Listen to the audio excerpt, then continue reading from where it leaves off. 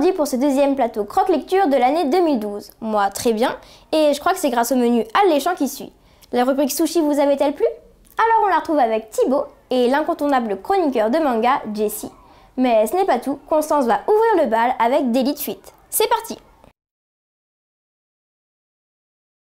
Nous sommes dans le réchauffé avec Constance et c'est parfait pour nous mettre dans le bain des bonnes vieilles chroniques traditionnelles du croque-lecture.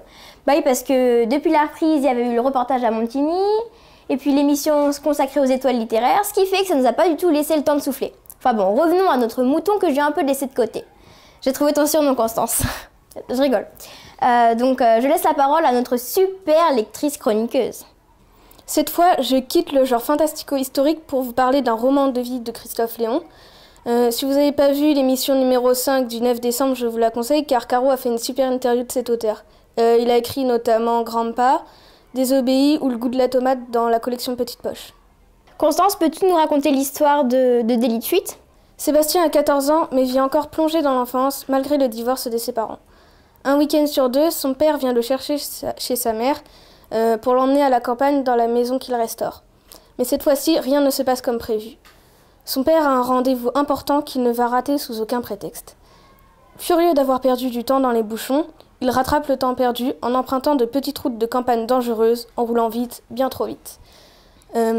Il transgresse les limitations de vitesse, grille les feux rouges jusqu'au drame inévitable. Il percute de plein fouet une femme descendant de son véhicule, dans lequel se trouvait encore son fils, Loïc, 17 ans, qui n'a perdu aucune miette de ce sinistre spectacle. Son père, le père de Sébastien, prend la fuite, incapable d'assumer ses responsabilités, et brûle son véhicule pour effacer toute trace de l'accident. Il oblige même son fils à l'oublier. Mais comment effacer un tel événement de ses souvenirs? Comment mener une vie normale? Sébastien ne comprend pas son père, qu'il juge de lâche et d'assassin. Il culpabilise. De son côté, Loïc est confronté seul à sa mère, gravement blessée et plongée dans le coma. Il doit prendre ses responsabilités pour survivre. Il doit à la fois s'occuper de sa maison, de son travail, et puis de sa mère, que le coma aura laissé complètement amnésique. Incapable de nier la responsabilité de son père dans l'accident, Sébastien commet des bêtises de plus en plus importantes, jusqu'à ce qu'il décide de rencontrer Loïc sans lui révéler son identité, pour trouver un moyen d'éliminer la culpabilité qui le ronge. Mais ce qu'il découvre va pourtant aggraver son impression de lâcheté qu'il ressent, et il devra bientôt choisir entre la franchise qu'il a envers celui qui est devenu son ami et la loyauté qu'il éprouve envers son père. C'est le parcours de deux destins qui vont se croiser, pour le meilleur et pour le pire. Et quel est ton avis sur ce livre de Christophe Léon? Délit de fuite raconte un événement parmi ceux qui peuvent arriver dans une vie. C'est ce que j'appelle une lecture coup de poing, c'est-à-dire qu'il ne nous laisse pas insensibles. Une fois que l'on a refermé le livre, il nous travaille et reste longtemps à l'esprit. À la limite du thriller, tellement la tension est palpable, le rythme est très soutenu dès les premières pages, notamment grâce à l'alternance des narrateurs. En effet, les chapitres les mettent en scène tour à tour.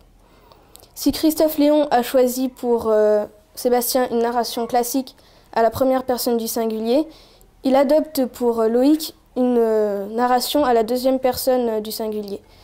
Cela crée un ton surprenant pour le récit.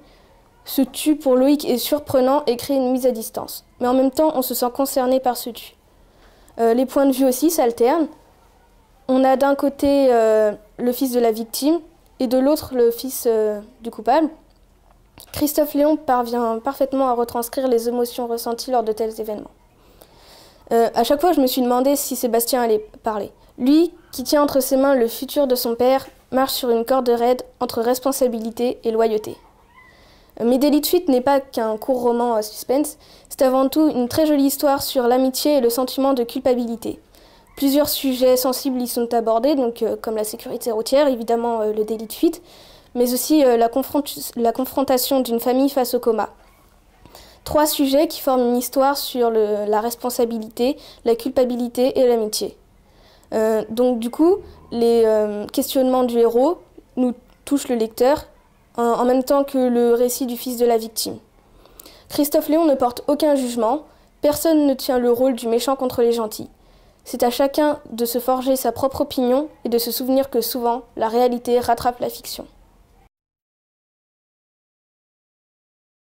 Les garçons, je n'ai toujours pas dévoilé le titre de votre manga. Quel suspense insoutenable, nos croque-lecteurs sont hors d'haleine. Dites-nous tout. The Conductor, cela signifie chef d'orchestre en anglais, est un manga de Manabu Kaminaga édité chez Kaion. Il y en a seulement un tome en France, le deuxième sortira en février 2012. Au Japon, la série s'est achevée au 4e volume. Jessie, peux-tu nous raconter l'histoire du manga Conductor? Dans ce manga, nous suivons la vie de Naomi, une jeune flûtiste qui a un talent pour la musique. Mais celle-ci fait un abominable cauchemar toutes les nuits, celui d'un homme habillé tout de noir, tenant un crâne dans la main. Elle prend donc rendez-vous chez un psychanalyste pour comprendre les raisons de ce rêve étrange. Elle va donc voir le docteur Matsuzaki, qui lui apprend que pour faire ce cauchemar, elle a déjà vu cet homme habillé tout de noir dans son entourage. Ensuite, l'inspecteur Tsuyoshi Ishikuba fait une incroyable découverte dans l'appartement voisin de Naomi. Un squelette sans tête, assis sur une chaise et regardant par la fenêtre. Il y trouve un étrange logo, celui d'une pomme croquée. Puis nous suivons Yasufumi Yuki, un chef d'orchestre connu qui vient d'Allemagne. Il est choisi pour diriger l'orchestre d'une comédie musicale. Il connaît déjà certains musiciens, notamment Eiko, une violoniste dont il était le petit ami. Mais il l'avait quitté car Kazuo Tamaki, un pianiste, a fait un marché avec lui, celui de lui payer un voyage pour l'Allemagne et donc l'éloigner d'Eiko dont il était amoureux. Yasufumi Yuki retrouve donc Eiko et Naomi qui jouent dans l'orchestre de ce spectacle. Naomi refait le lendemain ce cauchemar avec cet homme habillé de noir et voit, en allant dans la salle de bain, écrit sur le miroir avec du rouge à lèvres « Souviens-toi ». C'est le début d'un thriller haletant où tous ces personnages cachent un terrible secret. Alors les garçons, si vous avez choisi ce manga, c'est que vous l'avez aimé. J'ai bien aimé The Conductor, qui est un seinen manga, donc plutôt réservé à des lecteurs confirmés. On a affaire à un scénario à tiroir. On y suit différents personnages les uns après les autres. On a l'impression qu'ils n'ont aucun lien entre eux, mais seuls les lecteurs les ignorent pour l'instant. Ils découvrent peu à peu que les musiciens de l'orchestre se connaissent, et ce, depuis plusieurs années. L'ambiance varie selon les personnages. Soit elle est amicale, soit plus lourde et tendue. L'inspecteur lui aussi est intéressant, car il tente de résoudre une affaire vraiment ardue, à cause du manque de preuves. Mais la photo est vraiment l'élément le plus intéressant, le plus mystérieux de tout le manga. En effet, un personnage a été effacé de cette image. Le lecteur se pose donc de nombreuses questions. Il peut faire plusieurs hypothèses.